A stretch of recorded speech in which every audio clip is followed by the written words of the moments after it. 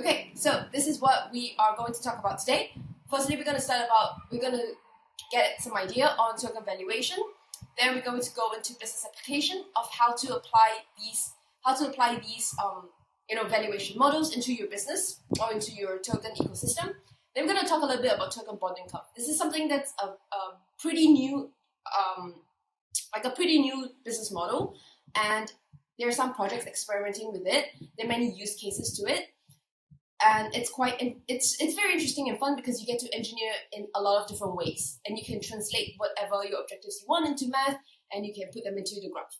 Very interesting, very fun. We're going to talk about that a bit later. Then we're going to talk a little bit about savings function, which is one part of valuation. But I just want to dive a little bit deeper into this because as the token ecosystem grows, there's something you need to start considering. Because right now we are still at introduction stage where everything's just setting off. We're going to reach mass adoption.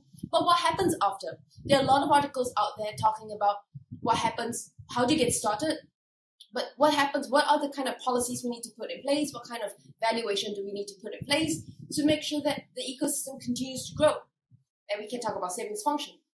And lastly, to conclude, I would want to do a very short case study on digital currencies because at the end of the day, a lot of the use cases is actually a form of currency.